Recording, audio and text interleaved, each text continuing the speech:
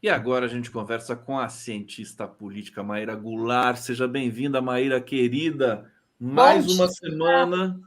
Tudo bem boa com você? semana para todo mundo. Segunda-feira é sempre um dia que eu acho legal, melhor do que os outros. Eu Tem esse também. astral bom, que de página virada, de vamos começar É, uma coisa parece nova. que é sempre um recomeço, né? Já terça já começa a ficar irritada, que eu já não aguento mais a semana, mas segunda ainda está ótimo. Aí, essa é das minhas. Ô, Maíra, feriado foi bom? Você aproveitou, curtiu, Eu fui para descansou? São Paulo e conheci o Museu do Ipiranga. Gente, não tinha ido ainda. Olha, Ficou maravilhoso, né? eu fiquei espantada de como que a história agora tem uma história.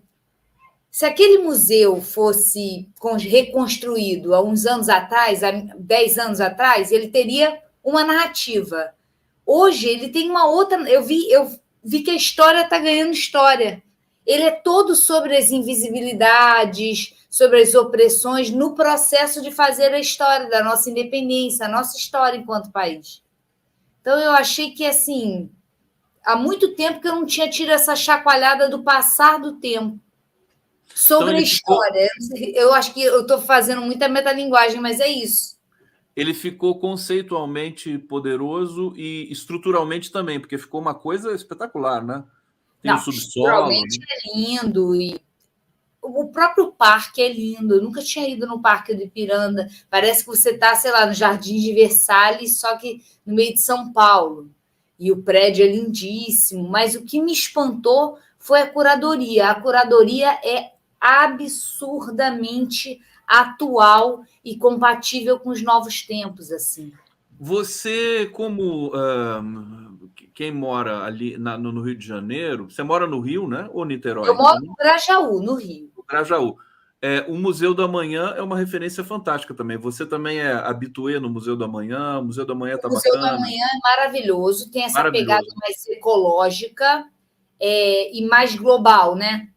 O Museu do Amanhã me parece assim, mais ecológico e mais global, tem muita afinidade com uma narrativa global, mesmo sobre os localismos, né? Mesmo sobre os localismos. E o Museu do Amanhã parece muito aquelas estruturas que tem em Valência. Eu não sei se você já foi. Eu já morei em Valência durante o sanduíche. Então ele me dá essa sensação de déjà vu. Mas não me parece algo tão. Eu achei o Museu do Ipiranga afiado, sabe? Você sai de lá cortado. E eu acho isso bom. Você sai de lá com uma chacoalhada. No Museu do Amanhã, você sai com uma chacoalhada com a coisa do meio ambiente, mas esse não é um tema que eu tenho afinidade. Eu Claro. não me emociona, Agora, mas se é as uma outras coisa, opções me emocionou. se é uma coisa que a gente precisa nesse país, nesse momento, é ser chacoalhado, né? Aliás, eu queria começar falando do 11 de setembro com você, que marca 50 anos do golpe no Chile e também 22 anos dos atentados, das Torres Gêmeas e tudo mais. Mas, por cronologia, vamos falar do 7 de setembro rapidamente, porque nós tivemos aí um desfile. Você adora esse tema dos militares e a questão do governo agora, como é que isso vai se ajeitar. Nós tivemos cenas interessantes. Foi um 7 de setembro absolutamente tranquilo, né? Quase que tedioso, né? Como era antigamente. Mas, ao mesmo tempo, nós precisamos saber o que é esse 7 de setembro, que é uma grande fraude da história brasileira. Então, um comentário, por favor, sobre o 7 de setembro, minha querida Maíra. Eu acho muito difícil essa questão de símbolos pátrios sem qualquer tipo de reflexão, qualquer que seja. Bandeira, temática independência, esses símbolos pátrios que ignoram o quanto que a nossa história se constrói sobre opressões e genocídios, que é uma coisa, não são opressões marginais, né? A escravidão, a opressão das mulheres, o genocídio contra os indígenas, não são pontos marginais na configuração daquilo que a gente entende como nação brasileira. Então, qualquer mobilização de símbolos nacionais, eu acho que deve ser precedida de um disclaimer sobre o quanto esses símbolos incluem, né, e devem rememorar essas opressões. Sobre a questão dos militares, é aquilo que a gente fala. Os militares, isso não diz respeito ao passado, eles hoje funcionam como uma célula de reprodução de valores antidemocráticos. Então, me preocupa muito qualquer tipo de ufanismo ou de postura muito pouco crítica em relação a qualquer tipo de dinâmica militar. Perfeitamente. A gente pôde constatar isso aqui nos programas que a gente fez, né? O público aqui que nos acompanha, que tem um espírito crítico muito aguçado, querendo respostas, querendo realmente entender um pouco melhor a data e o que está em jogo ali. E o 11 de setembro, Maíra, Chile, 50 anos do golpe, e Estados Unidos, a questão do 11 de setembro, que algumas lições ainda a serem dadas nessa dimensão. Sem sombra de dúvida, principalmente no caso do Chile, né, que nos escala mais, que está mais próximo, né? Eu acho muito interessante observar como que a democracia ela ainda é um obstáculo para a implementação de essas agendas, né, de austeridade, agendas neoliberais, que tem como principal objetivo retirar dinheiro da economia real para abastecer dinâmicas de capitalismo financeiro, que são os super ricos, em detrimento das políticas sociais que abastecem a população, que estruturam, vertebram e abastecem, protegem a população de maneira geral. E como para fazer isso você precisa, de alguma maneira, silenciar a democracia. E aí conecta com o tema que a gente está falando antes, né? Os militares, quando eles agem em prol da interrupção dos projetos, dos processos, das dinâmicas democráticas, eles têm um objetivo, que é implementar processos que, de alguma maneira, desfavorecem o povo e concentram recursos na mão de super ricos. Tá aí, desculpa meu lapso, mas eu estava abrindo algumas matérias aqui que você tinha me passado para a gente comentar. Maíra, eu queria te ouvir um pouco agora sobre a delação do Mauro Cid, porque isso também dominou o noticiário no final de semana, nesse feriado prolongado, aliás. Parece que, inclusive, a data da assinatura da colaboração foi estratégica para que uma repercussão operasse aí, que foram 4 dias de gente martelando sobre a delação do Mauro Cid. O que você acha que tem ali de mais importante nesse processo de delação? Você acha que é divisor de águas? É o ponto que vai dar a inflexão final aí, enfim, a punição do Bolsonaro? Não, primeiro tem que fazer outro disclaimer, né? Não acho o Instituto da Delação Premiada algo muito nobre.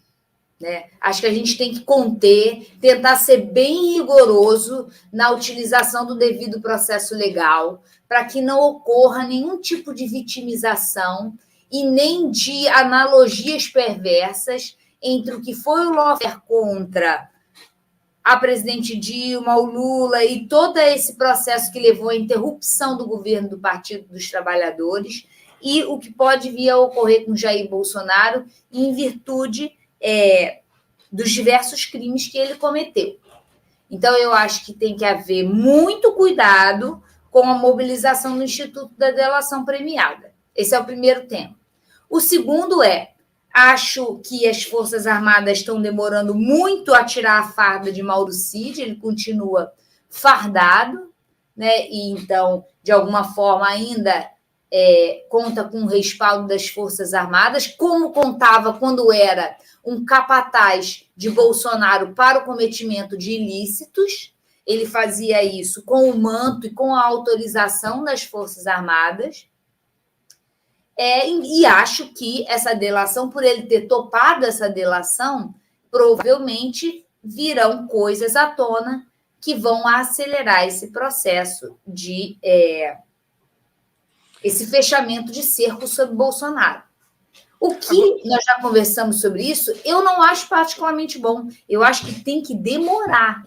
Tem que demorar por quê?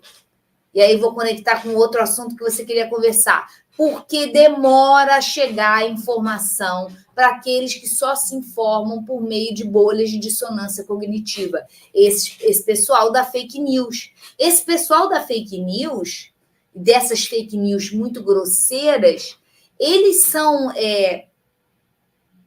demoram mais a receber qualquer tipo de informação fidedigna, ou seja, informações que não vão ter estímulo para circularem nas bolhas. Por isso que a empreitada judiciária contra Jair Bolsonaro tem que demorar. Eu lembro, essa é uma questão que você sempre aponta, de fato.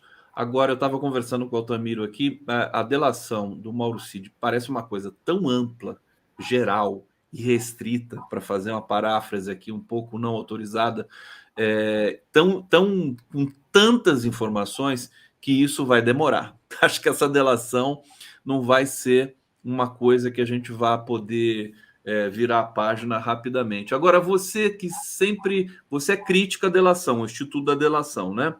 É isso, né, Maíra? Eu queria que você comentasse, só fazer a pergunta e daí você fala.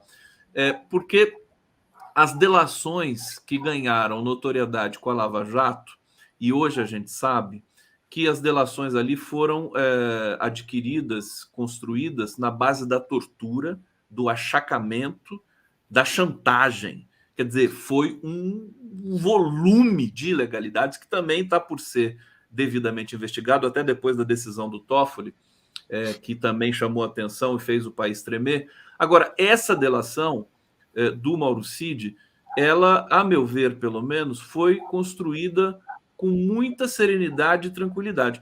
Você tem algo a dizer sobre esse processo? Não, exatamente isso que eu ia fazer como ressalva. Eu não acho que o Instituto eu não me vejo num lugar de fala para fazer comentários gerais sobre institutos jurídicos. O que eu acho é que os juristas devem estar de plantão, atentos, para que sejam obedecidos todas as etapas do devido processo legal. Perfeitamente. Olha, deixa eu pegar o comentário aqui do Fernando Bai, acho que ainda é em relação ao papo que eu estava tendo com o Miro, mas eu posso estender aqui com a Maíra, que é o seguinte: a empresa que presta serviço para o governo do Rio Grande do Sul, 3 de setembro, ciclone se forma e atua no Rio Grande do Sul. 4 de setembro, ciclone se afasta do Rio Grande do Sul. 5 de setembro, nenhum ciclone atuou no sul do Brasil, depois de muita pressão. O Fernando Bai está falando, discutindo a questão se foi ciclone, se não foi ciclone. Agora, obrigado, Bai, pelo seu destaque aqui. Eu queria ouvir também a Maíra sobre a fake news, que acaba sendo a coisa mais canalha de toda essa história. Quer dizer, já tem uma tragédia, as pessoas já sofreram, continuam sofrendo, e aí aparece um jornalista veterano, lambe-botas de militar, que é o Alexandre Garcia, e solta enfim, uma mentira absolutamente extravagante, dizendo que a culpa das enchentes são como é que se diz? Comportas que o PT construiu, quer dizer, uma coisa sem pé nem cabeça. E o interessante, Maíra, é que imediatamente a AGU, Flávio Dino já se manifestaram e o Alexandre Garcia já é investigado. Fala um pouquinho para a gente sobre esse... Aí eu acho que é importante, assim, da mesma forma que eu defendo cautela em relação ao uso da delação premiada, não defendo nenhuma cautela na rapidez e na agilidade de combater fake news, de combater esse tipo de bravata antidemocrática que é deletéria. Não acho que isso desfavorecer a liberdade de opinião. Eu acho muito ruim que a gente seja negligente com desinformações tão assintosas, e acho que isso cobrou muito em termos de vida durante a pandemia. Acho que as instituições têm que ser ágeis nesse sentido, sim, principalmente porque uma figura como essa recebe para fazer isso, né? Quanto mais coisa bravata ele falar, mais retorno financeiro ele tem. Então, entra uma lógica financeira que reforça elementos negativos da mídia. Aí eu acho que o Estado tem que intervir. E interveio, né? Desculpa, de maneira enérgica, É um né? verbo absurdo, né? Tinha que acabar esse verbo. Esse verbo não faz. Tá errado, né? Demais. Essa altura do campeonato, né? Tem que se Nossa, é preocupar tipo com. divergir. Divergir, outro dia eu estava tentando conjugar. Meu Deus, é horroroso. O divergir é que nem o intervir. Sim, Esses verbos de terceira conjugação são danados, né? Pegam a gente por todos os lados. Maíra, você me apontou aqui uns dados. Hoje teve pesquisa que foi publicada sobre Lula, é uma pesquisa do A Cara da Democracia, foi feita por um instituto aqui, o IDDC-INCT, Instituto da Democracia. E o Lula é avaliado como ótimo e bom por 35% da população. O Lula continua com a performance assim, lentamente, talvez nem tão lentamente assim, ele vai melhorando a sua popularidade. Previsível, tranquilo para você? Queria te ouvir um pouquinho sobre isso. Acredito que essa pesquisa traz algumas informações bem interessantes, né? Como o Lula está conseguindo, de alguma maneira, através dessa ênfase que ele tem dado na economia, desativar a polarização e, com isso, melhorar a sua popularidade em segmentos que antes eram bolsonaristas, para simplificar. Acho que essa é uma estratégia muito interessante, tem dado resultados, mas ela é preocupante porque está deixando de lado um tema que era muito importante fazer avançar, que é o tema da representatividade das minorias demográficas e não demográficas, né? Isso está sendo feito com sacrifício de tudo que é pauta que pode vir a ativar a polarização. Pautas de representação de minorias, de mulheres, de negros, né? Você está vendo que isso está indo tudo para debaixo do pano. Pautas, por exemplo, de reajuste de servidores, que estão sendo, de alguma maneira, postos de lado nessa dinâmica. É preciso ativar as capacidades do Estado, é preciso financiar as políticas públicas e aqueles que as desempenham e formulam. Né? E outros temas, por exemplo, as indicações para o STF que de alguma forma estão deixando de lado essa questão da representatividade. E, por fim, um outro tema que eu tinha te sugerido para a gente conversar, que se conecta com isso, para mim, é essa mini-reforma, que está sendo estudada pela Dani Cunha e por um deputado do PT. Anotei o nome dele. A mini-reforma que isenta os partidos de multas, né? A mini-reforma, que é mais uma, não é uma, é mais uma anistia geral para partido que não está cumprindo cota de representatividade feminina. Mais uma anistia, porque todo ano eles são anistiados. E aí a gente vê a Dani Cunha, que é filha do Eduardo Cunha, que é uma parlamentar muito comprometida com essa pauta de anistia geral e com pautas corporativas dos próprios deputados, né? E um deputado do PT. Assim como o PT votou na última anistia geral para partidos que não cumpriram as regras de representatividade de mulheres. Por isso que eu te sugeri esse tema, porque eu acho que ele se conecta de alguma maneira conecta de duas formas, né? Primeiro, a gente está vendo a popularidade do governo melhorar, mesmo entre os bolsonaristas, mas a que custo? A que custo? Olha que interessante. Quem que é o deputado do PT que está junto com a... Rubens Pereira. Rubens Pereira. Talvez esteja aí, né? E pessoal do PT nos assiste aqui, aliás, também geral em Brasília. Então fica essa dica importante. Talvez esteja aí essa ambiguidade que ainda permeia o Partido dos Trabalhadores. Quer dizer, é um partido que defende as causas nobres, né? Combate à fome, emprego, soberania, combate ao desmatamento e tudo mais, né? Mas ele peca nessa questão corporativa dentro ali do Congresso. E isso enfraquece, digamos assim, uma relação mais transparente com as pautas nobres do PT. Eu não sei se eu me fiz entender, mas eu acho que é um gargalo do partido, um gargalo conceitual. O que fazer, Maíra Goulart, nesse sentido? Quer dizer, tem um PT que se burocratiza, que gosta de ficar ali e que faz parte, acho até, de um partido que chega ao poder e que ficou durante tanto tempo, né, 13 anos, e agora volta com muita força popular. Existe essa tendência da burocratização, da questão da tecnocracia e tudo mais, né, e os movimentos corporativos. Existe uma receita para a gente fugir dessa armadilha, Olha, Maíra? você me fez pensar uma coisa agora, que é o seguinte: eu acho que o pragmatismo, não acho que é burocracia, não, eu acho que é pragmatismo. O PT é um partido pragmático. Ele sabe que ele quer estar no poder para poder implementar uma agenda. E que para implementar uma agenda é preciso estar no poder. E que para estar no poder e implementar uma agenda é preciso fazer concessões, uma vez que, a princípio, você não tem maioria legislativa. Então, concessões têm que ser feitas. Eu acho que essa é, ao mesmo tempo, a maior força, a maior qualidade e a maior fragilidade do PT. O PT é um partido pragmático e isso é o que permite ele ser o maior partido de massas do Brasil, da nossa história.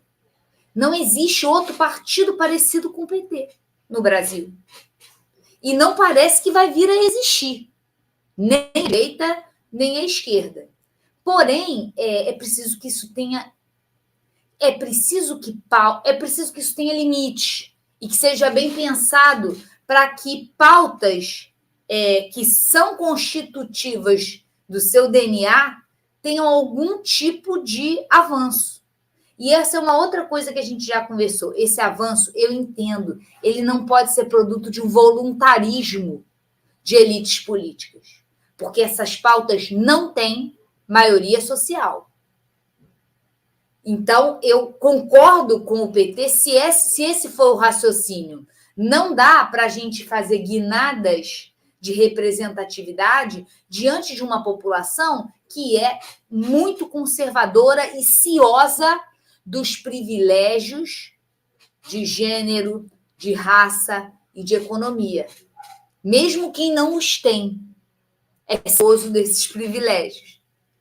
Mas é preciso que sejam engendrados para ontem medidas de disputa na sociedade. Então, ele poderia dizer assim, olha, não dá para a gente colocar ministra mulher negra. Eu discordo, tá? Eu acho que super dá, e tem que dar. Mas, em compensação, a gente vai começar a fazer um processo dialógico nas escolas, mas aí dá mais reação ainda. O problema é que é um bebê, é aquele problema que você não sabe por onde pega. Porque se você também começa dinâmicas pedagógicas na escola, gera a reação que deu, lembra do kit gay? Mamadeira de piroca, aquelas coisas todas? Porque foi começado um processo de discutir gênero em escola. Então, assim, esse tema é espinhoso demais.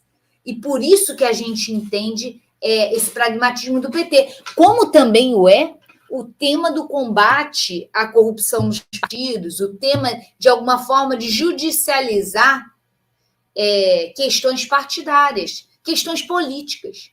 Porque se você não... resgatando na memória, o que empoderou o Eduardo Cunha para derrubar a Dilma foi que o PT não conseguiu conter as investidas do judiciário contra os parlamentares. Então, ele ligava para os deputados e falava assim, o judiciário vai bater na sua casa e o governo não está fazendo nada para impedir.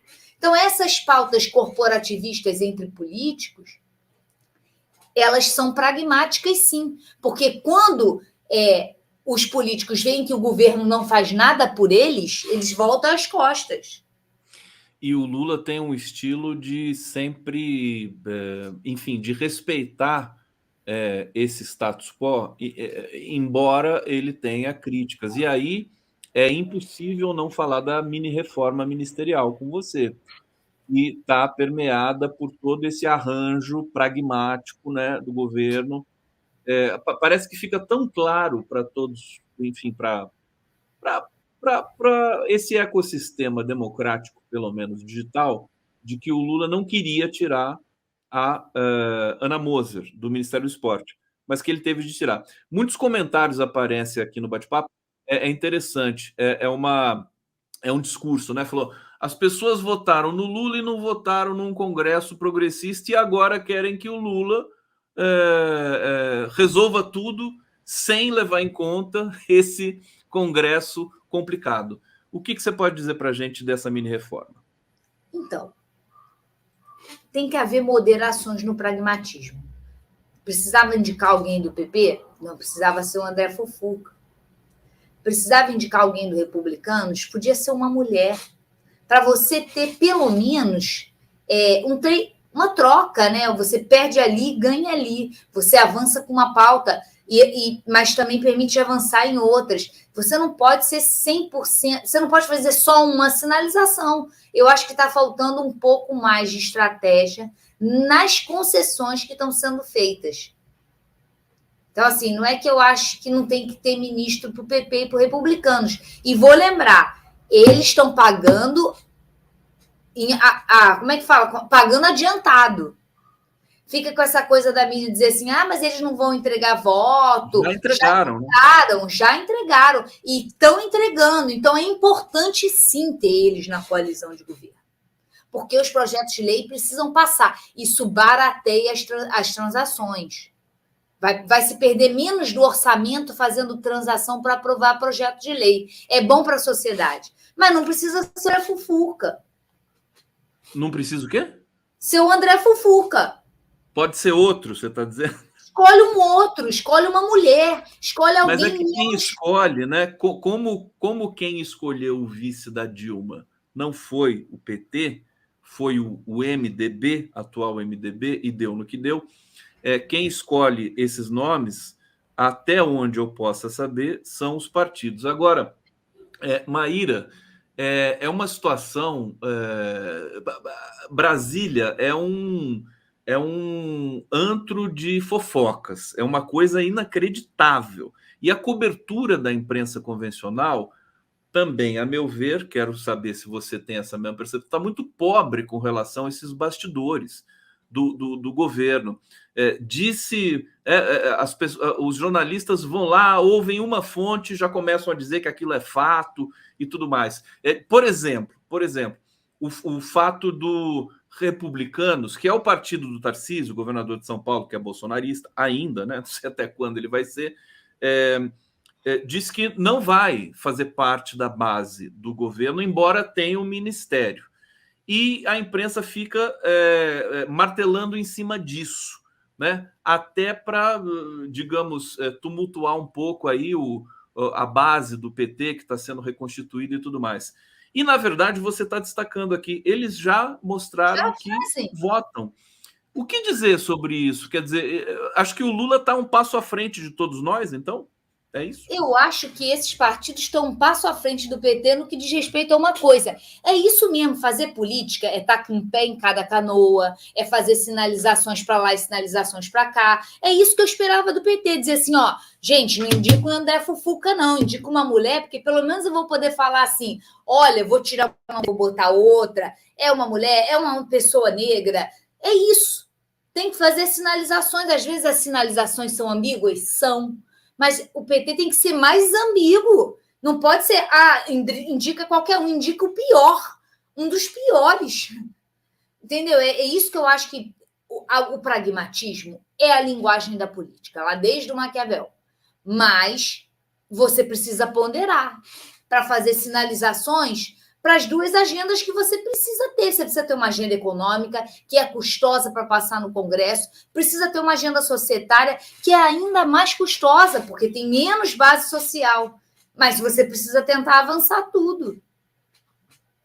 Perfeitamente. Vocês estão assistindo aqui o Giro das 11 ao vivo, exatamente 12h, 9 minutos. Vou pedir para vocês que estão nos vendo aqui pelo YouTube para dar o like aqui na nossa transmissão, para que essa live tenha uma vida mais longa e mais ampla no ecossistema digital. Você que está nos assistindo em TV aberta pela TVT de São Paulo, pode pegar o celular, segunda tela, e participar conosco aqui também desse debate tão virtuoso, tão importante para a gente. Maíra Goulart, eu mostrei aqui com o Altamiro Borges o vídeo da Michelle Bolsonaro falando em Deus e aquela coisa, mistura de patriotismo com religião, aquela coisa que a gente conhece. E eu sei que você tem algo a dizer sobre quem vai ocupar esse espaço aí, que está ficando, né, cada vez mais vazio, né, com o decaimento do Bolsonaro.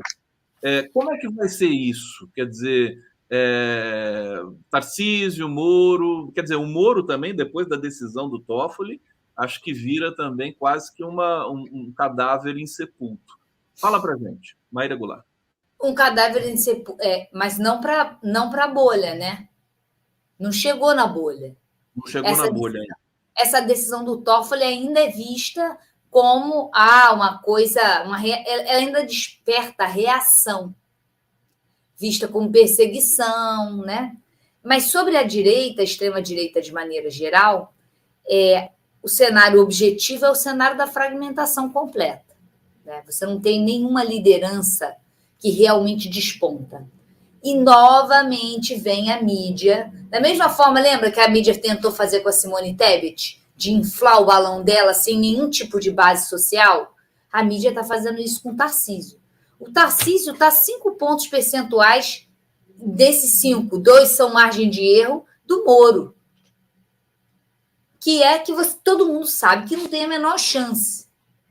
Então, assim, dizer que o Tarcísio é uma liderança, o Tarcísio está se segurando dificilmente lá em São Paulo. Caso contrário, o Boulos não estaria tão...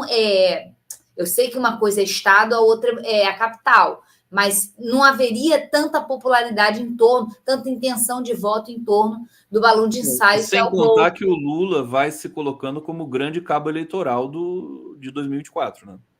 Sem sombra de dúvida. Mais do que o Lula, a sensação de bem-estar econômico que ele está propiciando.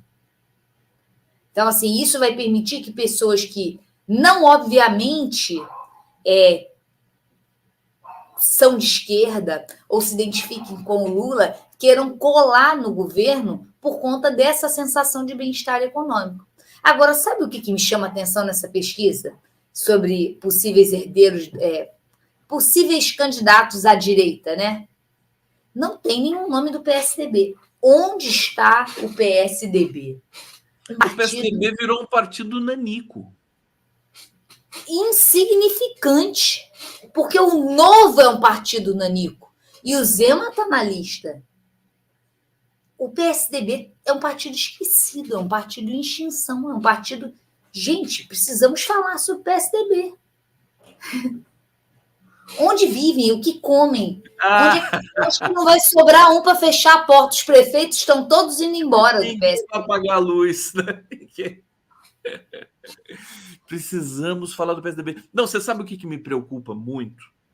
Eu não boto fé nesses nomes que a pesquisa suscitou.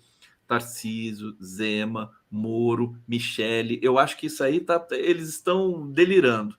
Eu acho que tem um espaço vazio e que antigamente era ocupado por uma social-democracia, né, aspas, né, pelo PSDB, mas que ninguém está chegando para ocupar esse espaço porque a conjuntura não está permitindo também, né, Maíra? Está complicado, né?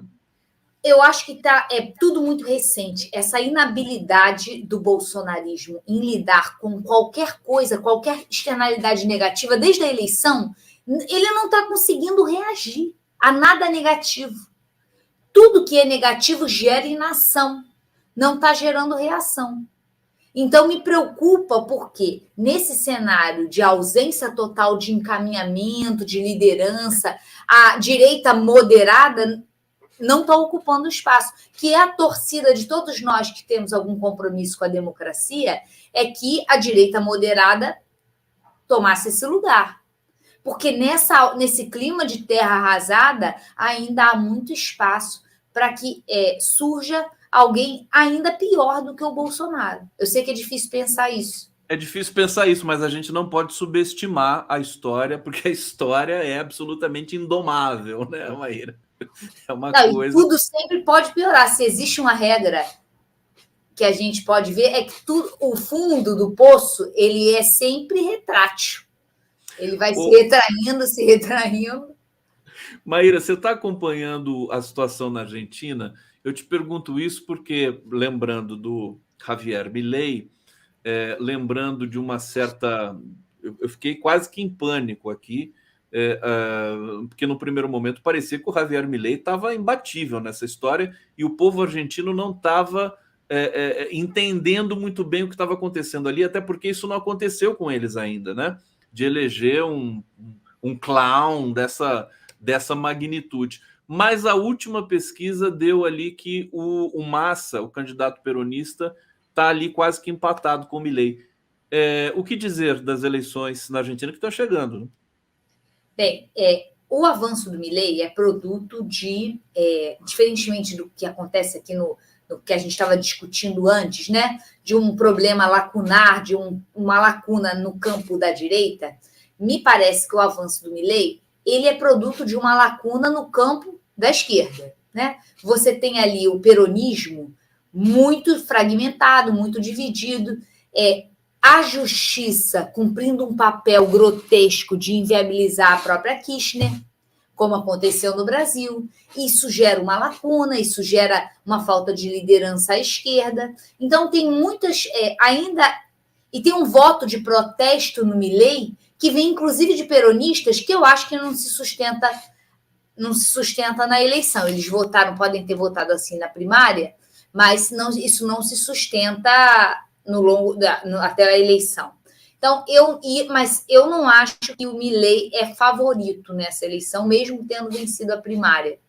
Porque eu acho que se o peronismo, de alguma maneira, se organizar, ele consegue conquistar o espaço que ele tem, né? Não vejo que existam indícios que ele vai perder esse espaço, a menos que ele continue fragmentado.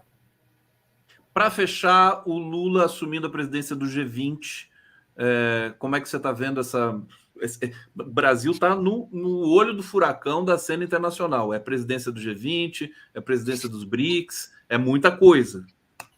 Sabe o que eu penso? É assim, o Brasil voltou e as pessoas estão falando, ufa, até que enfim. Parecia, não sei se você sente isso, que estava faltando. O multilateralismo internacional não tem um player análogo ao Brasil. Porque os outros que são de países não desenvolvidos, né? E cada vez muda o tema mais atual para falar isso, né? Periféricos, sul global, mas países não desenvolvidos, com o tipo de pujança que o Brasil tem e a tradição democrática, a última coisa que o Brasil tem é a tradição democrática, a tradição diplomática que o Brasil tem, um corpo diplomático bom, que consegue ocupar esses espaços em fóruns multilaterais com qualidade, profissionalismo. Parece que o mundo estava assim, olha, a gente precisa... Porque fóruns multilaterais são locais complexos. É uma granada. Não estou dizendo que o mundo estava esperando para o Brasil fazer uma coisa que é muito boa e muito legal. Não. É problemático, é complexo. As grandes potências têm dificuldade para assumir esses locais em virtude da sua complexidade. E o Brasil parece que tem uma... O Brasil é vocacionado, né, para mediar. É impressionante. Maíra Goulart, olha, a nossa próxima convidada, professora Poliana Ferrari, já está deixando um abraço aqui para a gente, para você. Boa tarde, Conde Maíra e amigos. A gente deixa todo o carinho. Eu vou soltar a vinheta de transição aqui. E eu te agradeço muito, querida Maíra Goulart, sempre aqui iluminando o nosso debate com os seus comentários consistentes, corajosos. E eu te agradeço sempre. Eu que agradeço, desejo uma excelente semana a todos e mando um beijo para a Poliana. Valeu!